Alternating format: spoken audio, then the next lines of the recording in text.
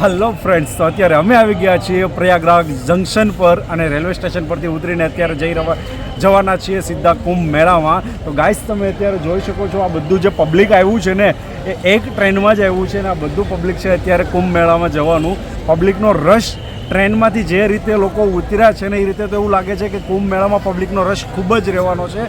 તો ચલો ફ્રેન્ડ્સ, વિડીયોમાં લાસ્ટ સુધી જોડાયેલા રહેજો અને કુંભ મેળાની બધી જ માહિતી તમને વિડીયોના માધ્યમથી મળતી રહેશે. તો ચેનલને સબસ્ક્રાઈબ કરવી ના ભૂલતા.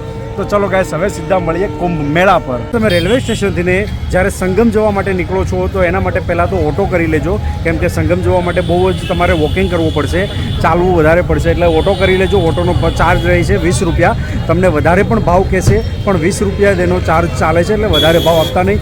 અને ઓટો તમને લાસ્ટ સંગમ સુધી નહીં છોડે, તમને એ પહેલાં છોડી દેશે. CMP કોલેજ કેમ્પસ આવે છે ને એના ગેટ પાસે છોડી દેશે, એનું લાસ્ટ સ્ટોપ છે. એના પછી અંદર ઓટોને જવાની પરમિશન નથી. અને આ રીતે તમે અહીંયા જુઓ તો બધી પબ્લિક મહાકુંભ મેળાને એન્જોય કરવા માટે અહીંયા આવે છે. ચારેય બાજુ તમે જુઓ અહીંયા.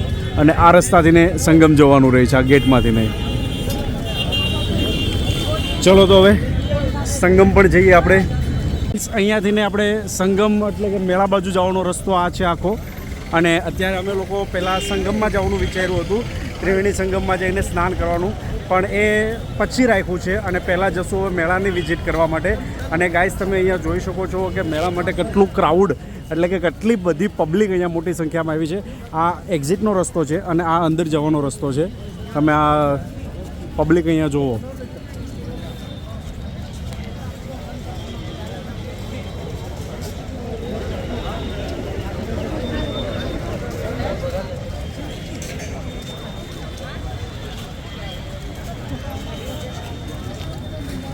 આ રીતનો આજે પહેલો જ દિવસ છે અને એટલું બધું પબ્લિક અહીંયા ભેગું થઈ ગયું છે. હજી શરૂઆત થઈ છે મેળાની. ત્યાં જ હજી આગળ આપણે જોઈએ તો મેળામાં જઈને જ ખબર પડશે કે ત્યાં કેટલું પબ્લિક છે રિયલમાં. અત્યારે જો તો સંગમ નદી એટલે કે આપણે જે ત્રિવેણી સંગમ થાય છે અહીંયાથી 2.5 કિલોમીટર છે.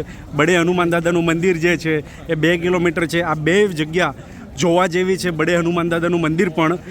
અને બીજું એ કે મેળામાં આવો છો તો કેપેસિટી રાખજો, કેમ કે અહીંયા હાલવાનું બહુ જ વધારે થશે. અને જેટલી કેપેસિટી રહેશે, સ્ટેમિના રહેશે, એટલું બેટર છે.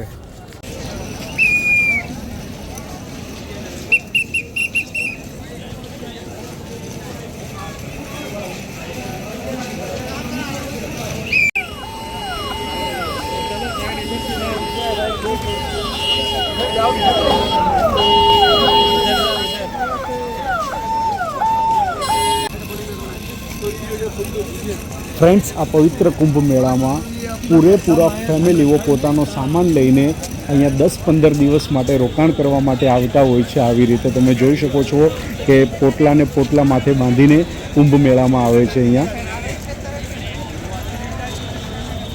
અત્યારે અમે સંગમ પાસે પહોંચવા આવ્યા છીએ કે જ્યાં 3 નદીનું સંગમ થાય છે, ગંગા, યમુના અને ગુપ્ત સરસ્વતીનું. અને ત્યાં તમે ભીડનું ક્રાઉડ જુઓ.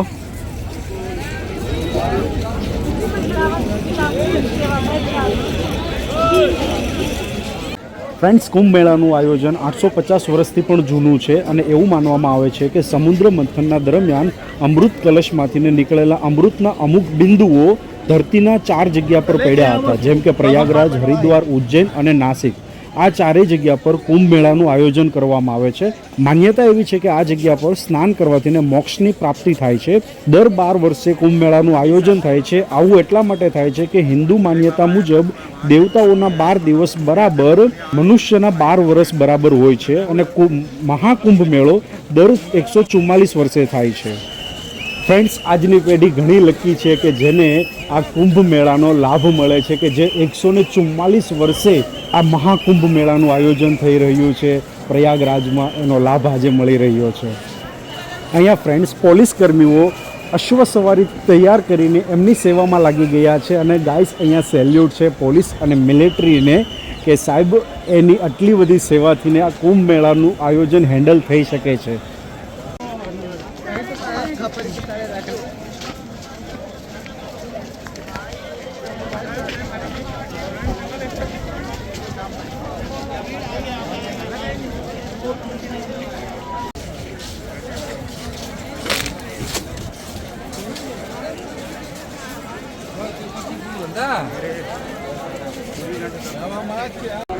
ગાઈસ અહીંયા યાત્રી નિવાસ સ્થાન છે આ રીતનું તમે જુઓ તો આ પંડાલ છે પંડાલમાં જગ્યા ના મળી હોય એના કારણે બધા અહીંયા બહાર પોતપોતાના બિસ્તર લગાવીને સૂતા છે આરામ કરે છે અને આ પંડાલ મોટું છે આ પંડાલની સામેની સાઈડ છે બધું ટેન્ટ અહીંયા જે દેખાય છે એ ટેન્ટ એનું પણ રેન્ટ અલગ અલગ છે ચલો પંડાલમાં જઈને ફ્રેન્ડ્સ આ પંડાલમાં બધા આવી રીતે રહે છે અને આવી રીતે બધા સૂતા હોય છે અને જો તમને કોઈ રહેવાની અગવડતા પડતી હોય તો તમે પંડાલમાં આવીને પણ રોકાઈ શકો છો પંડાલમાં એક વ્યક્તિને રોકાવાનો ચાર્જ છે 200 રૂપિયા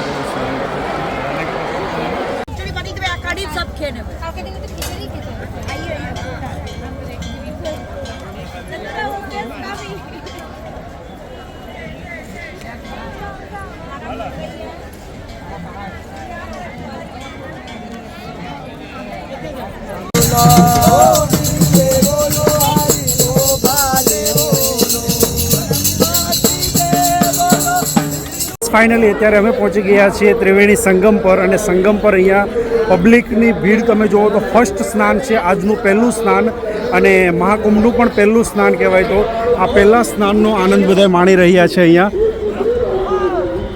આ ત્રિવેણી સંગમ પર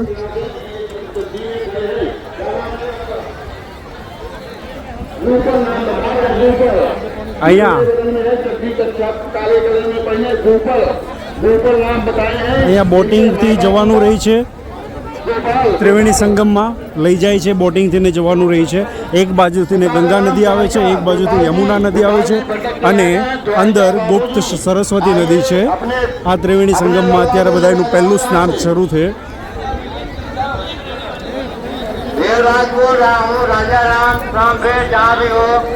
हम सावरने नंबर 1 से बोल रहा हूँ यहीं पे इंतजार करूंगा आने कुछ लोग मेरा रियल मोबाइल कर दिया है जिस बंदे को लिखा हो कृपया लेके यहाँ टावर संगम टावर पे जमा कर दें मेरा मोबाइल हो गया है Realme 7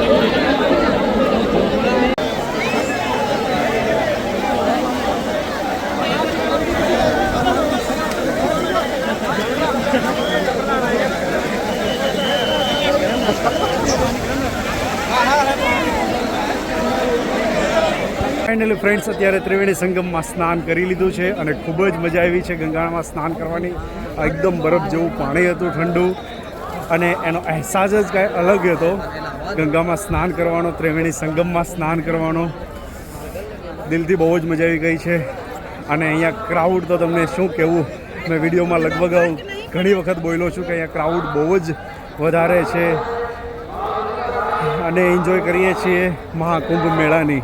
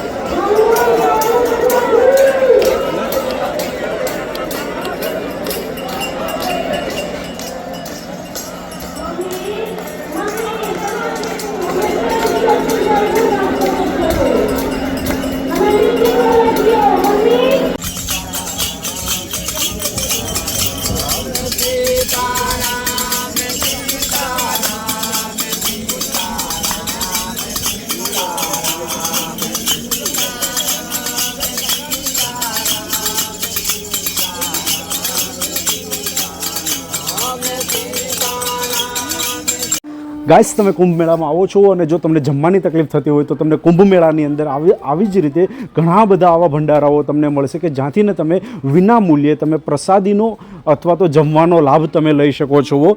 અહીંયા તમે જોઈ શકો છો કે આ ભંડારામાં જમવાનું ફ્રીમાં મળે છે.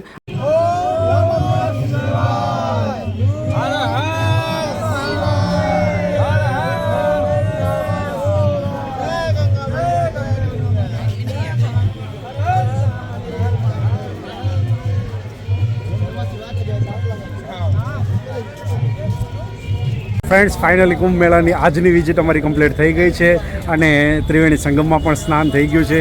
તો તમને આ વિડીયો કેવો લાગ્યો છે કોમેન્ટમાં જાણ કરો, વિડીયોને લાઈક કરો, શેર કરો અને હજુ સુધી અમારી ચેનલને સબસ્ક્રાઈબ નથી કરી તો પ્લીઝ ચેનલને સબસ્ક્રાઈબ કરવું ના ભૂલતા. Thanks for watching guys.